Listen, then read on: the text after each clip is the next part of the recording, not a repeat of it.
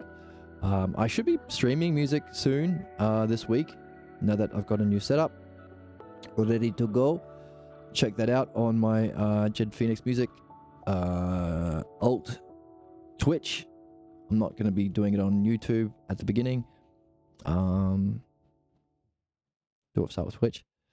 Check that out if you want to hang out and talk and listen to music and stuff. You'll find a link to the text below. Follow on YouTube and Twitch if you want. And if you want to support the channel, it is greatly appreciated. There's a link below. And have a blast.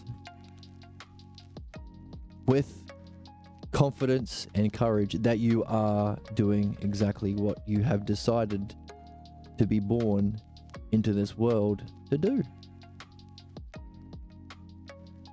And I'll see you in the next one. Bye.